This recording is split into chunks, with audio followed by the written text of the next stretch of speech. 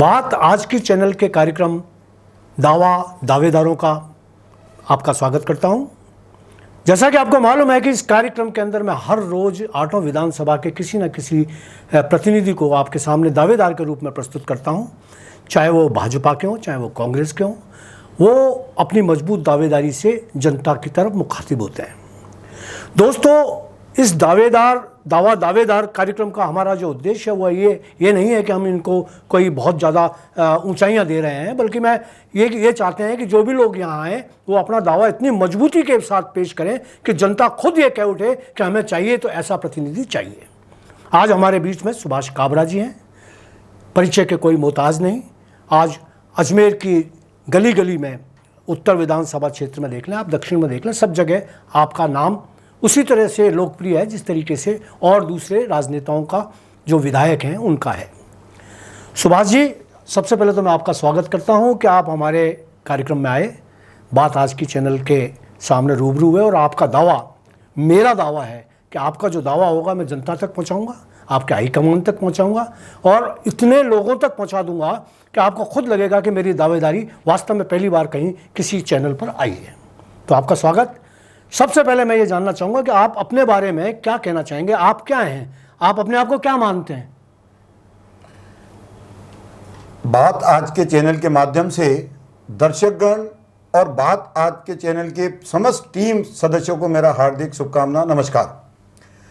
आपने जो सवाल पूछा, मैं क्या हूँ, मैं पिछले 40 साल से सामाजिक जीवन, धार्मिक जीवन, राजनीतिक जीवन में केवल मात्र एक सेवक के रूप से कार्य कर रहा हूं और सेवक होने के नाते जब जो कार्य मिलता है उस कार्य को निष्ठा और लगन, पुरुषार्थ के बल पर कार्य करने का पूरा प्रयास करता हूं। यानी मैं क्षेत्र का सेवक मात्र हूं। सेवक मात्र है, लेकिन राजनीति जो आपकी महत्वाकांक्षाएं वो कब जन्म गई? क्योंकि सामाजिक, राजनीतिक और परिवेश अलग अलग होते हैं। आपने राजनीतिक परिवेश से सेवा करने का जो संकल्प लिया है वो आपके जहन में कैसे आ गया? देखिए, सामाजिक, धार्मिक और राजनीति एक दूसरे के पूरक है। मैं कार्य करते करते राजनीतिक क्षेत्र में भी पिछले 35 सालों से सक्रिय रूप से कार्य कर रहा हूं।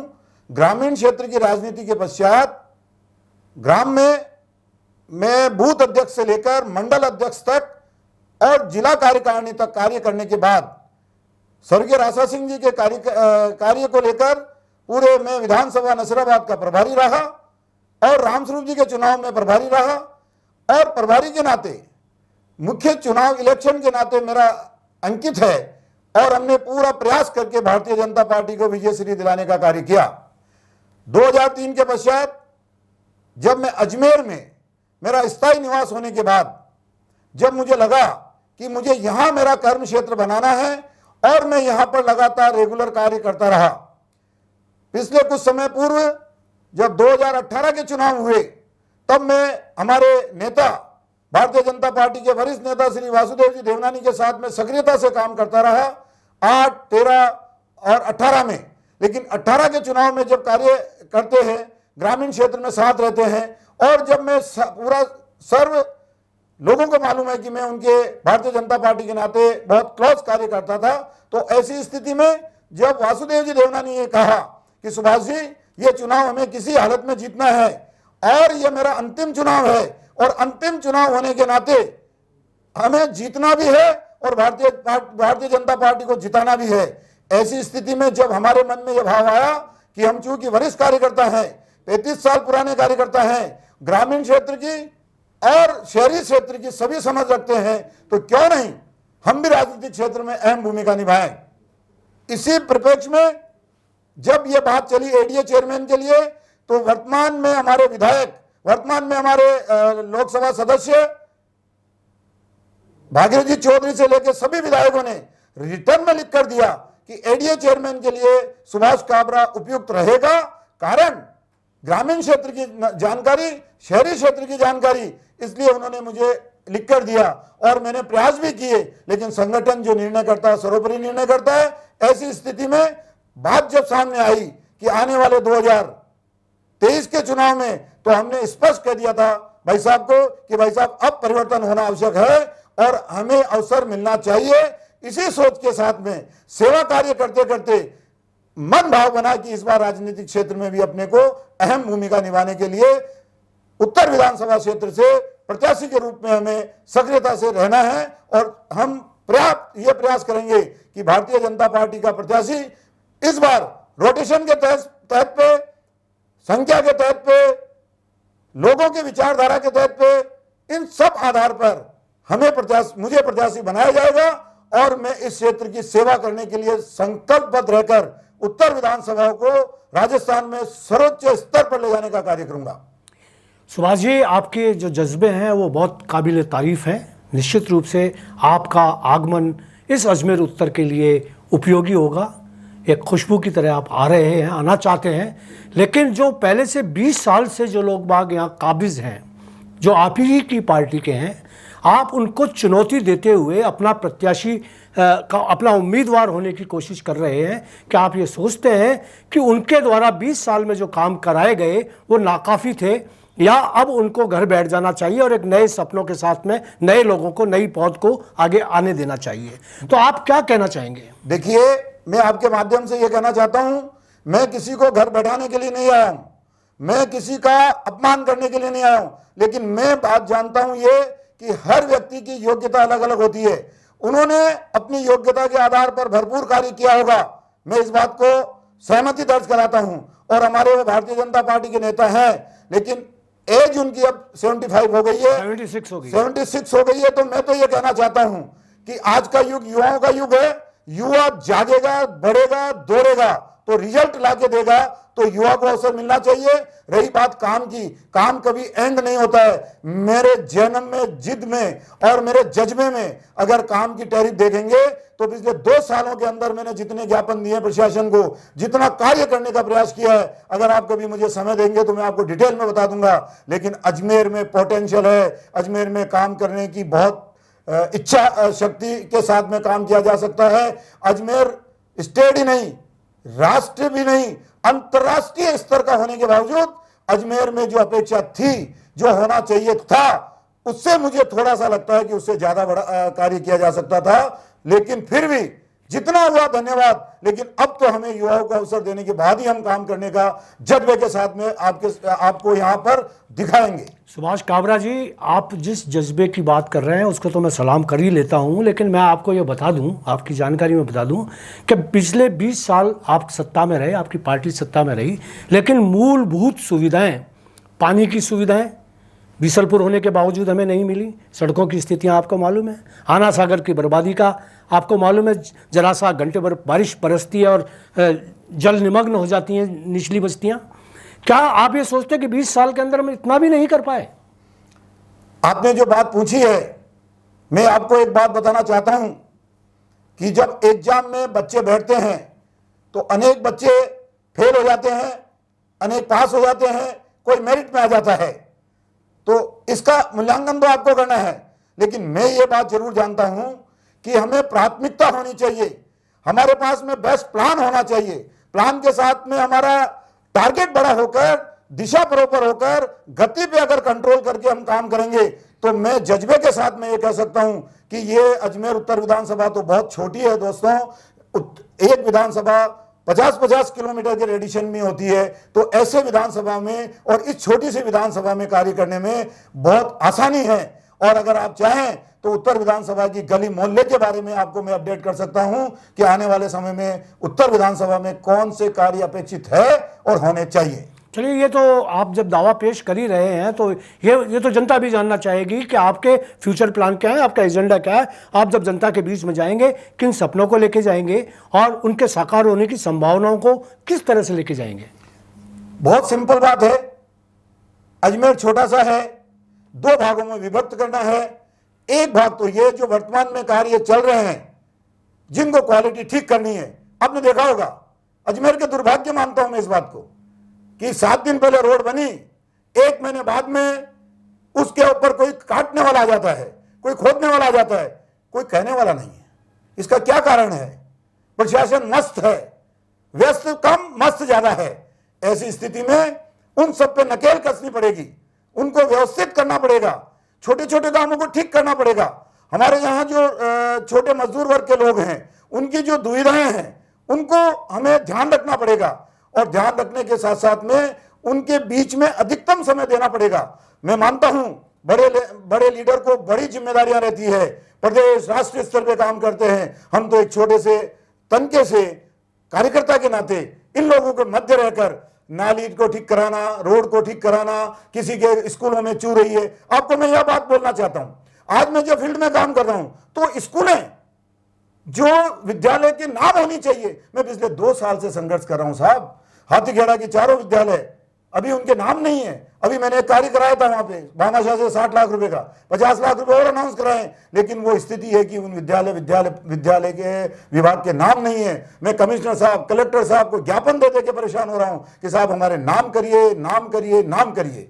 2.5 फीट पानी भरा हुआ था, जब मजबूरन से किसी भामाशाह को पकड़कर उसमें 3-3 फीट भर्ती कराकर बच्चे स्कूल में 4 दिन इसलिए नहीं आती थी कि वहां पे टॉयलेट नहीं था। टीचर को पूछा तो वो सामने किसी के घर में टॉयलेट करने जाती थी। ऐसी परिस्थिति में अगर हम लोग आंखें बंद करके रहेंगे तो कैसे काम चलेगा?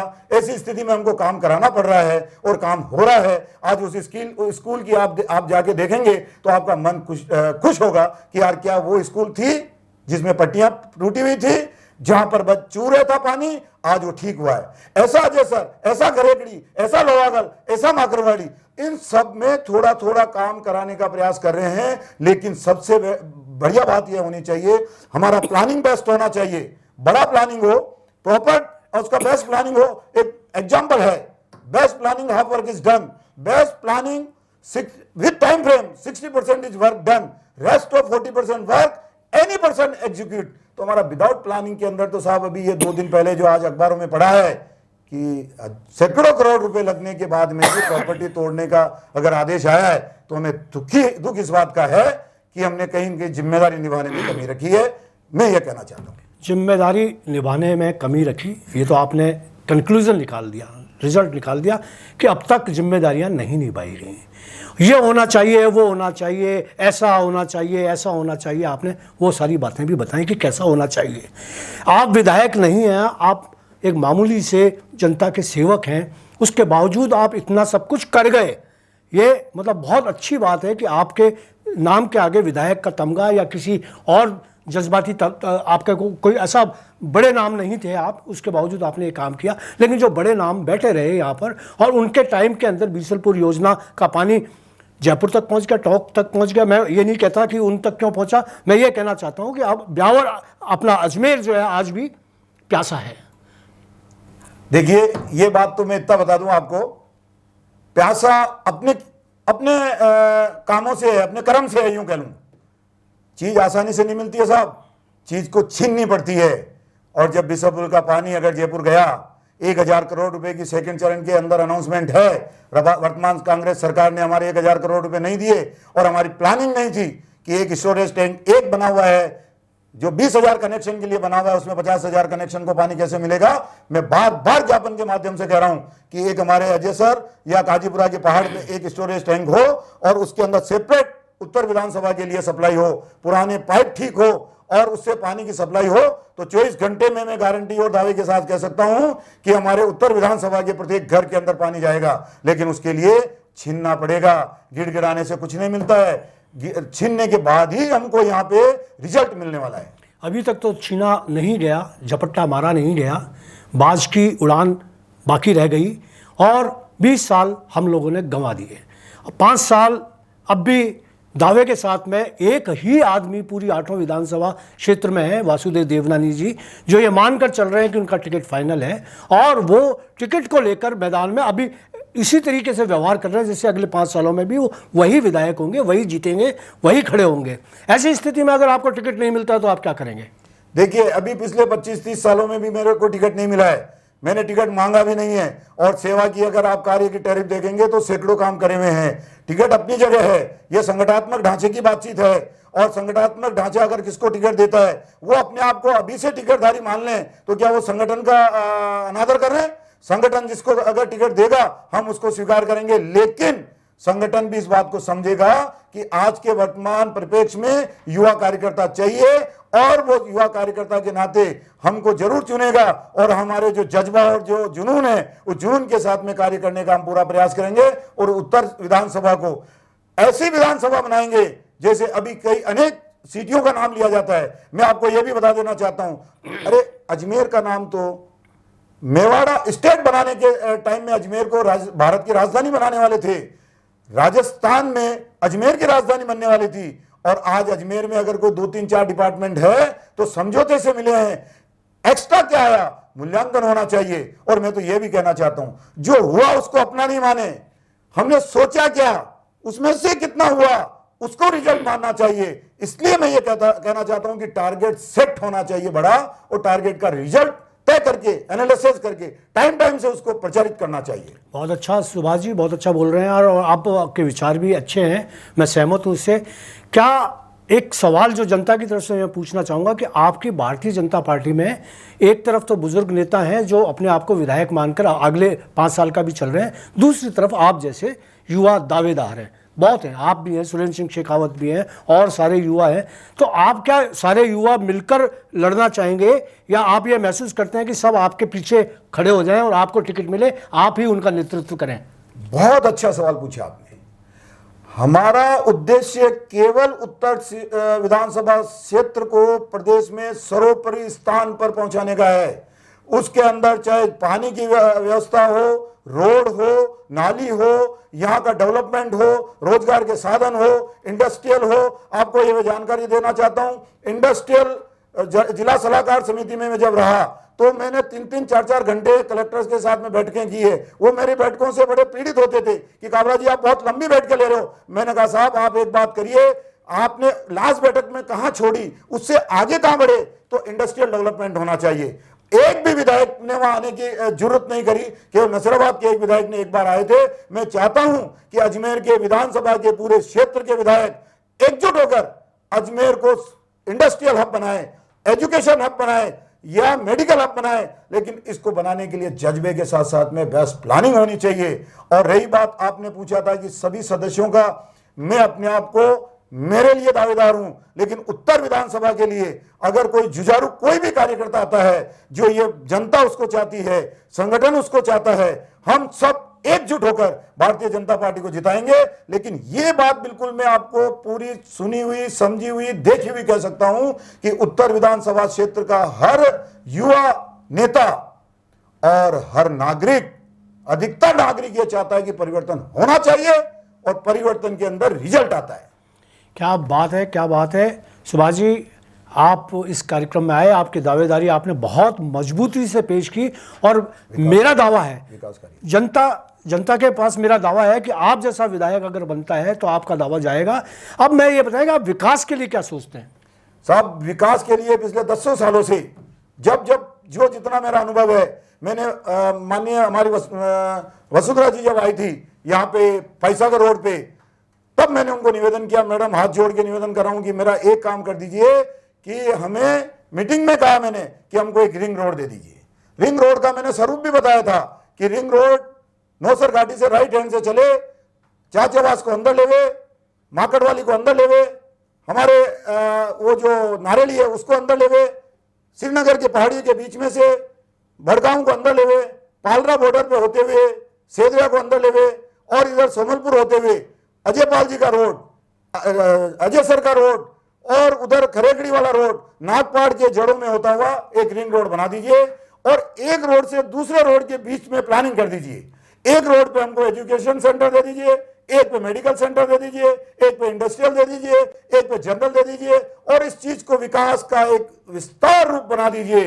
और अजमेर आने वाले समय के लिए 50 साल का बड़ा प्लान लेकर हमको कार्य करने दीजिए। मैडम ने कहा सुभाष जरूर करेंगे। उसी समय हमने एक काम और मांग लिया था धीरे से, तो हुआ हमारी ये गलती कि हमने कहा बोराज गांव से चामुंडा माता का रोड दे दीजिए, जिसमें फॉरेस्ट ऑब्स्टिकल था, तो उन्होंने उसमें 43 लाख रुपीस हमको सैंक्शन कर दिए। उसके पीछे पड़े, वो रोड बन गया, और रोड बनने के बाद में वो कार्य हो गया, लेकिन ये रोड पेंडिंग हो गया। अगर जैसे ही इस बार भारतीय जनता पार्टी का मुख्यमंत्री बनेगा, इस रोड के लिए मैं पुणे जाऊंगा कि रिंग रोड बनना चाहिए, इंडस्ट्रियल डेवलपमेंट होना चाहिए, यहाँ एक प्रदर्शनी सेंटर होना चाहिए, और गरीब और बेरोजगार के लिए छोटे छोटे उद्योग होने चाहिए। मैं आपको यह भी जानकारी देना चाहता हूं कि पुष्कर रोड से लेफ्ट वाला हिस्सा जहां 1.25 लाख से 1.5 लाख लोग रहते हैं, मैं पिछले 2 साल से ज्ञापन दे रहा हूं कि साहब यहां पर हमारा एक बड़ा हॉस्पिटल होना चाहिए 200 बेड का, यहाँ पर हमारी एक कॉलेज होनी चाहिए, यहाँ पर हमारा एक खेल ग्राउंड होना चाहिए, जिससे कि 1.25 से 1.5 लाख लोगों के अप्रोच में रहे। यहाँ अप्रोच के साथ साथ में यहाँ पर जो तकलीफें होती है यहाँ दूर जाने में, और एक ही जगह लोड पड़ रहा है, इसकी जगह यहाँ एक होना चाहिए। होने के साथ साथ में बेरोजगारी दूर होगी और यहाँ पे रोजगार काम करेंगे। मैंने एक बार पुनः एक बार मैंने ज्ञापन के साथ होर्डिंग लगाकर यहाँ पे कैंपों में कहा है कि हमारा ये जो पहाड़ी के क्षेत्र में अजमेर है, ये पहाड़ी हमारे लिए एक ये समझो कि हमारे लिए वरदान हो सकती है। आज अजयपाल जी, जिसने अजयपाल जी का अजमेर ने निर्माण कराया, वो अजयपाल जी बेहाल पड़ा हुआ है। क्या हम उसको ठीक नहीं कर सकते? भैरू बाबा का स्थान, चामुंडा माता का स्थान, अजय सर में माता जी का स्थान, और नागपहाड़ी की पहाड़ी, गणेशगढ़, मेहंदीपुर बालाजी, ये ऐसे स्थान हैं जिनको हमें ट्राम से जोड़कर 1000 लोगों को रोजगार दे सकते हैं। और यहाँ पर जो 20,000 से 30,000 दर्शक जो यात्री पुष्कर और अजमेर के लिए आते हैं, उन यात्रियों से हम पोटेंशियल यहाँ से रेवेन्यू जनरेट करके अजमेर का चौमुखी विकास कर सकते हैं, अजमेर को एक ऊंचाइयों पर ले जा सकते हैं। ये पहाड़ी तो हमारे लिए वरदान हो सकती है, लेकिन इसमें कार्य करने का जज्बा चाहिए, जुर्रत चाहिए, मेहनत चाहिए। फॉरेस्ट से एनओसी, जब और जगह 5-5 हजार करोड़ रुपए लग सकते हैं, तो क्या हमारे अजमेर में नहीं लग सकते? हमारे अजमेर में 5,000 करोड़ रुपए लगने चाहिए। ये मंदिर का विकास होना चाहिए। हम जितना सामर्थ्यवान हैं उतने हमने छोटे छोटे मंदिरों को ठीक करा है। आप जाके देखिए, अनेक मंदिरों को हमने करने का कोशिश की है। सनातनी तो जरूर हैं, लेकिन सब धर्म को मानकर चलने वाले लोग हैं, और उनके जहां जहां जरूरत होती है हम आधी रात को भी खड़े रहते हैं। इतना विश्वास मन में लेकर ही राजनीति क्षेत्र में आने का प्रयास कर रहा हूं, जिससे कि अब चूंकि मेरे परिवार की आवश्यकताएं पूर्ति हो गई है, अब मुझे राजनीतिक क्षेत्र के माध्यम से मेरे उत्तर विधानसभा के परिवार के सदस्यों के साथ हर समय उपलब्ध रहकर काम करने की कोशिश करता हूं। और अगर आप जानकारी लेना चाहें तो टेलीफोन डायरेक्टरी लेकर इस क्षेत्र के लोगों को फोन से पूछ सकते हैं कि आप किसके साथ खड़े हैं। आपको ऐसा लगेगा कि एक छोटा सा कार्यकर्ता उसके साथ हजारों की संख्या में खड़ी है, लेकिन टिकट देना संगठन का काम है। मैं तो केवल एक सेवक के रूप से कार्य कर सकता हूं, करता रहा हूं और करता रहूंगा। सुभाष जी, मैं आपका आभार व्यक्त करता हूं कि आपने बहुत मजबूत दावेदारी जनता के सामने पेश की। जनता ये तय करेगी कि आपके दावों में कितना दम है, लेकिन ये बात तय है कि आपने कहा विजन जो है वो अगर 20 साल, 25 साल, 40 साल पहले भी अगर होता तो आज ये अजमेर वैसा ही होता जिसकी कल्पना आप कर रहे हैं। इंशाल्लाह मैं सोचता हूँ कि ईश्वर करे कि आप शतायु हों और आपकी उम्र के अंदर ही आप जल्दी से जल्दी विधायक बने, अगले विधायक आप हों, और अगली बार जब मैं आपका इंटरव्यू ले रहा हूं तो आपको विधायक के रूप में लूं। और आपका जो विज़न है उसमें नो डाउट अब तक जितने भी बीजेपी के उम्मीदवार यहाँ आए हैं उन लोगों का विज़न उतना व्यापक नहीं था जितना आपका है, और मैं आपको विधायक के रूप में देखना चाहूँगा। आपके लिए शुभकामनाएं, आने का धन्यवाद। आपको बहुत बहुत धन्यवाद, आपने मुझे याद किया, बहुत बहुत धन्यवाद।